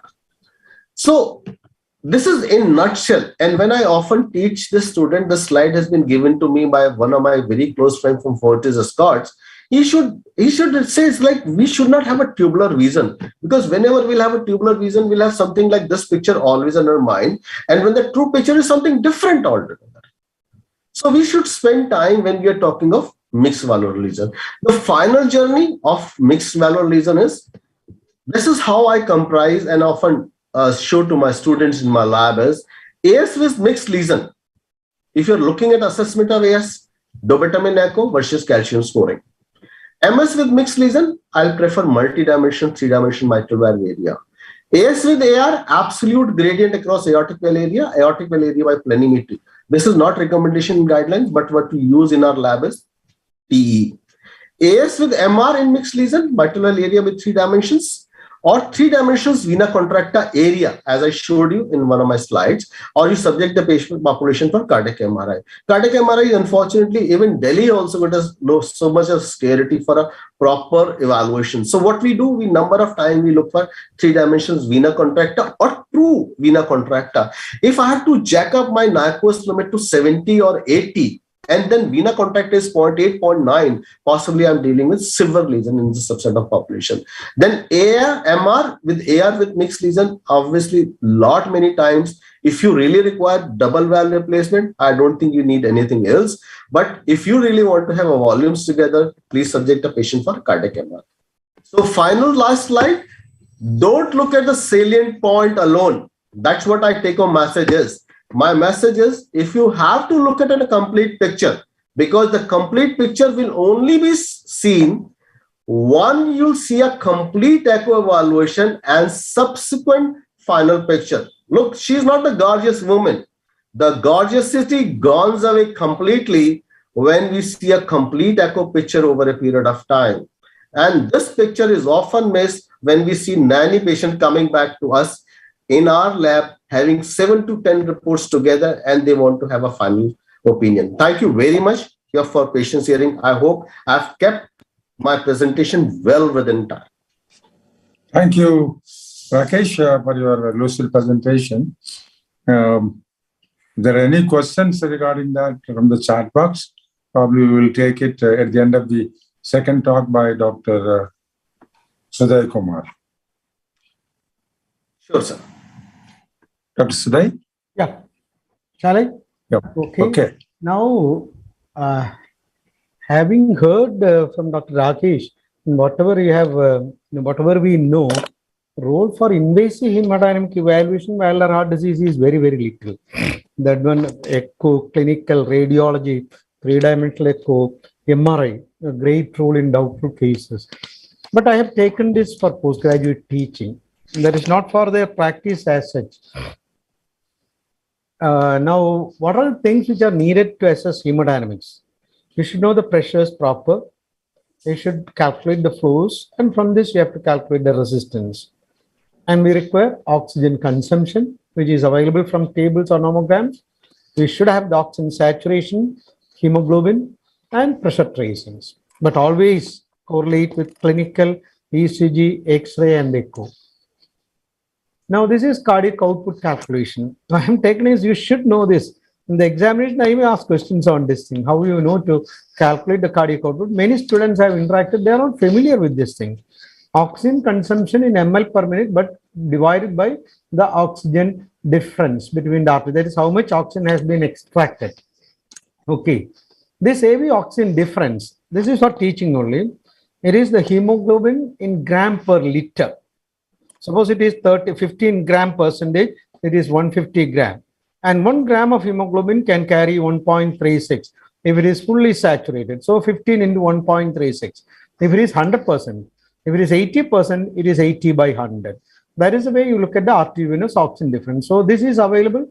You calculate this simple. And for systemic or QP systemic blood flow, you take the pulmonary vein minus QP, pulmonary blood flow, the pulmonary vein minus pulmonary artery. Okay. For systemic blood flow, you take the aortic saturation minus the pulmonary artery saturation if there is no shunt.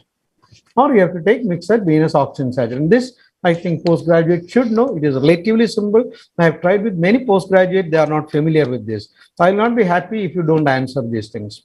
Now, this is another thing because it is very important how to calculate the valve area. And Dayasagar Rao sir has given me the chance for interacting hemodynamics. So we have some difficulties in echo, all those things. You calculate the valve area.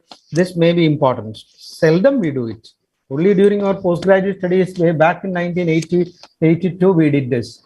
The flow divided by this formula, C is a constant, which is 0.85 for mitral valve and 1 for aortic valve. Okay.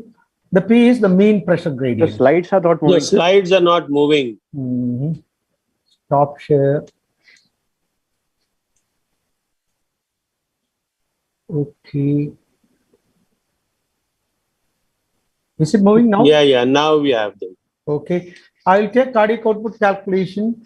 Oxygen consumption in ml per minute divided by AV oxygen difference. Oxygen consumption nomograms are there. The Douglas method is not used nowadays. AV oxygen difference, that is hemoglobin in gram per liter. Let us say it is 14 gram into 10. That will be 140 gram in 1 liter. 1 gram of hemoglobin can carry 1.36 ml of oxygen provided it is fully saturated. So if it is 80% saturated, you have to take 80 by 100. Then the difference is for pulmonary blood flow, pulmonary vein minus pulmonary artery saturation. For systemic blood flow, aortic saturation minus pulmonary artery saturation if there is no shunt, or aortic saturation minus mixed venous oxygen saturation. Now, area calculation was very important in the mixed valvular lesions, where there are limitations in calculating the valve area because area is determined by the flow also. All the dynamics are determined by the flow also. So, Golin formula, it is the flow divided by a formula. This is the formula. C is a constant 8.85 for mitral valve, 1 for aortic valve. And P is the mean pressure gradient, P1 minus P2. Flow, that is important. Flow is The mitral flow is what is the flow occurring through the mitral valve in diastole in 1 minute. It is not a cardiac output as such. Okay, the flow is in 1 minute, how much flow is occurring through the mitral area, that is in diastole. Diastolic filling period has to be calculated. Okay, diastolic filling period is like this. It is a little difficult. Cardiac output, let us say 4000 ml per minute. Heart rate is 100. You have a pressure of 20 millimeters mean in the left atrium, and the left ventricular diastolic pressure is 5 millimeters. So when the heart rate is 100 per minute, diastole and systole are equal. That means one cycle is 0.6 seconds in 100 per minute, and half of that 0.3 seconds. So at 100 per minute, it will be 30 seconds. So in this patients, the diastolic flow occurred over a period of 30 seconds. So that is 400 divided by 30 will be 133. That is the diastolic flow. Then you have the other formula and calculate the valve area. It is not easy to remember, but you should be familiar with that if somebody asks in the examination. Now, what are the situations where invasive dynamics is needed? When there is a discrepancy between your clinical judgment versus the non-invasive data. That is the most important.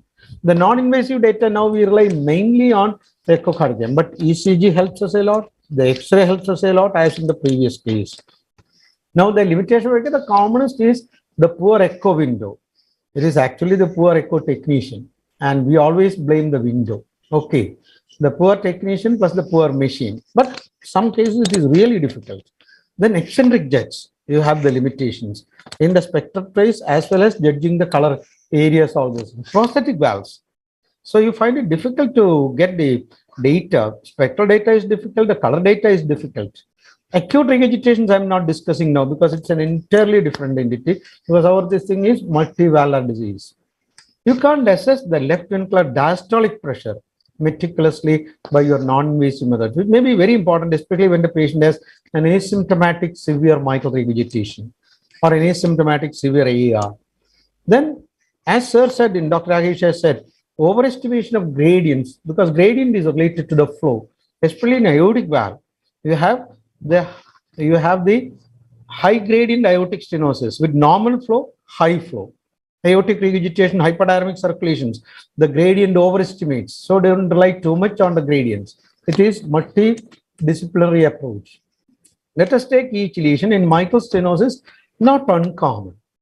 You find the patient is symptomatic, but echo is not favoring intervention. The other is there, the patient is minimally symptomatic, but echo, everything shows severe, as in the previous case. There is no doubt. But there are situations where the patient has symptom, but echo shows something like valve area of 1.5, the pulmonary artery pressure of around 40 millimeters of mercury, like that. The gradient, depending on the heart rate, that's a problem. The gradient is influenced by the heart rate, the volume, the flow. So if the volume is low, the gradient will be underassessed. If the volume is more, the gradient will be overestimated. So there you have to calculate the valve area. So you take the catheterization, you take the mitral valve gradient and the PA pressure at rest. Then on dynamics, you have in the cath lab, we have simple methods of exercising the patient by exercise. In mitral stenosis, we don't give drugs to increase heart rate because it cannot be controlled, but you can give fluid challenge, a reasonable fluid, and see what is happening to the gradient. So the patient is symptomatic. You find that with exercise, the gradient is increasing, the PA pressure is going up, or fluid challenge, these things are becoming unfavorable. Definitely, it is significant. And you can obviously calculate the valve area by the continuity equation. In hemodynamics, the continuity equation is more useful. Okay. In mitral regurgitation, you have severe mitral regurgitation. Normal ejection fraction, the dimensions are borderline. Sinusoidum, patient is in NYHA2. NYHA2 means symptomatic. So symptomatic with normal ejection fraction is C1. Sorry, symptomatic means it goes for D. But then again, what is class 2? It's a borderline. So here, critical assessment of PA pressure, which is one of the criteria, LV function at rest or exercise should be. So this can be assessed by hemodynamics. Seldom needed, But when it is really doubtful, you can go for a catheterization, especially in adults, because you will be doing coronary angiogram. Now what is done is blindly do the angiogram and come out of that. But if you have a patient where you are doing coronary angiogram in a multivalvular disease or a valvular heart disease, train the students to do the hemodynamics also, because there is no additional problem. Seldom done. They do only angiogram, and the consultants only train them for angiogram, and the consultant want only angiogram. But at least train them to do a left heart catheterization, and you can do a right heart also, at least 10% of cases. So they will be familiar with this thing, because we always blame the students. Critical assessment of PA pressure and LV function. How to assess the LV function in MR? LV diastolic pressure we seldom get. LV diastolic pressure we seldom get by non-invasive evaluation. Quantification MR, so many things including cardiac MR. We have severe MR.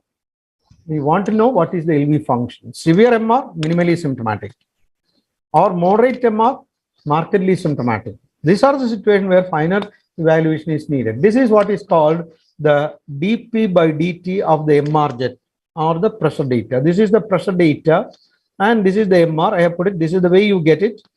It is usually this thing, unless you are doing it in the reverse. This is the MR. What you take is the time taken for the velocity to rise from 1 millisecond meter per second to 3 meter per second. That is the point. That is a time you take. So 1 meter per second is 4 millimeters of mercury, and 3 millimeter per second correspond to 36 millimeters of mercury. That means the pressure has gone from 4 to 36. So delta pressure is 32, and you take this time in seconds, and that is dP by dt. Normally is 1200 to 1600 millimeters mercury. I don't know how many times in mitral regurgitation the postgraduate students look or have been trained. I will not blame them alone. Trained to look at the dP by dt of the MR jet. Very simple method. It is easily available. Very simple method to assess the LV function, which is a very good indicator. In AS, symptomatic, but echo parameters are borderline. We have discussed about low flow, low gradient aortic stenosis. Invasive hemodynamics very useful, because there can be two situations in this. One is the stroke volume index is normal. The second is the stroke volume index. Sorry. In aortic stenosis, there are two subsets. The stroke volume index is subnormal, less than 35. That is low flow. The gradient is low, less than 40 millimeters mean gradient. But you think the aortic stenosis is severe. There is valve area likely to be less than 0.6 centimeters per square meter body surface area. And you get a situation where the ejection fraction is reduced. That is a situation where you give dobutamine to see whether the data improves. That is, the gradient increases, to see whether the LV dysfunction is reversible or not, and aortic stenosis is really severe or not. But you have another situation where you have a severe stenosis by echocardiogram. The mean gradient is low, the flow is low, but ventricle is contracting normally. This is the paradoxical low flow, low gradient. Usual unspecified low flow, low gradient is LV dysfunction. The LV systolic function is normal. This can occur in hypertension, or it can occur in situation where the preload is less. In severe aortic stenosis with gross LVH with a small LV cavity, the preload is less, so the stroke volume will be less. Or when there is severe mitral stenosis or severe PAH, the preload is less, so the stroke volume index will be less, and ejection fraction will be normal. This is common is in hypertension. So what you get is gradient is less. And what you have to do is, this is what is called the concept of pressure recovery.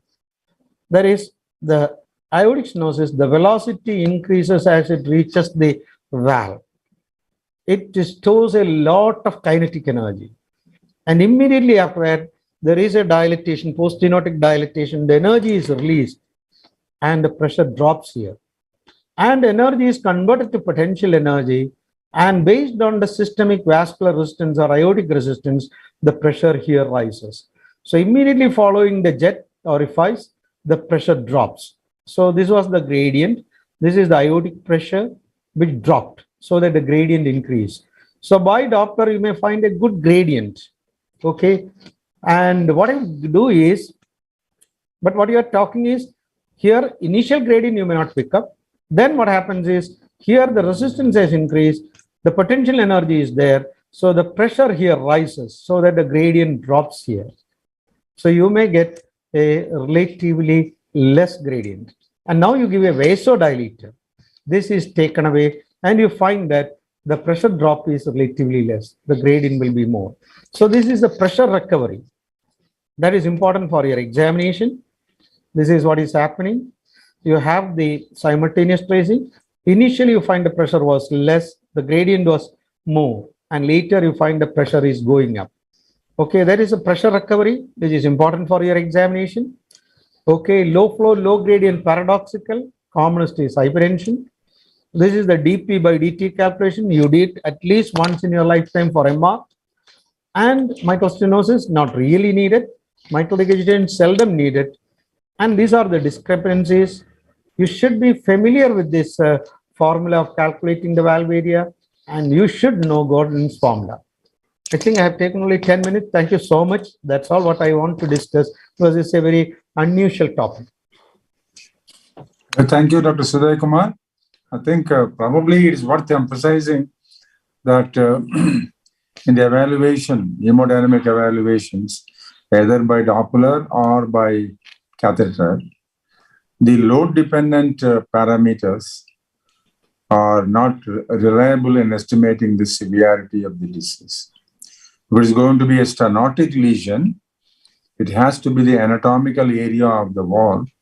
And if it is a regurgitant lesion, the most reliable parameter for estimating the severity of the regurgitant lesion is calculation of effective regurgitant orifice area. I think with that, I will close the session and thank all the speakers and the participants for taking an active part. If there are any questions in the chat box, probably we can take some other questions. I think we're finished just on time, 1 o'clock. So thank you so much, sir, for giving us the opportunity, especially to have the session with great people. All the people, not that familiar, but really wonderful session. Thank you so much for the company also. Thank you very much, sir. So now, Thank you. Thank you, sir. Would you like to offer the vote of thanks, sir? I now request Dr. Devabruto Roy, the General Secretary of the Cardiovascular Society, to give the vote of thanks, and thank you very much for all the logistic supports to make it happen. A great success of the first day masterclass program, and hopefully the subsequent program will be more attractive with more participants. And now I request Dr. Devabruto Roy to give the vote of thanks. Yeah, sir. So thank you all the faculty, and it has been a great teaching and learning experience for all of us, not only the students. And we would be looking forward to more such memorable experience in near future. So thank you all to make time out of the holy revelry and to attend the session. Thank you. Thank you. Thank you very much. Thank you. Thank you very much, everybody. Thank you. Thank you. Thank you, Dr. Rakesh, Thank you, for sir. your Thank you very much. participation. And we hope that you will continue to help us out in times of need. Always be there. I'm always there with you, sir. Always. Thanks. Thanks to all, to Dr. Tyagi, to Dr. Narayan, and to Dr. Parthasarathi Banerjee, and to Dr. Devabruto Roy for participation. Thank you once again. The next meeting will be on the third Sunday in the month of April. That is next month. It will be the third Sunday, again at the same time, between 11 a.m. to 1 p.m. Sure. We will let you know well in advance about the case, who is presenting it, and there are any lectures, what are the lectures. I'm sure Dr. Parthasarathi Banerjee will send you out all the mails from the headquarters. Thank you once again for your cooperation and participation. Thank you. Sir. Thank you, sir. Thank you very much. Thank you. Thank you also.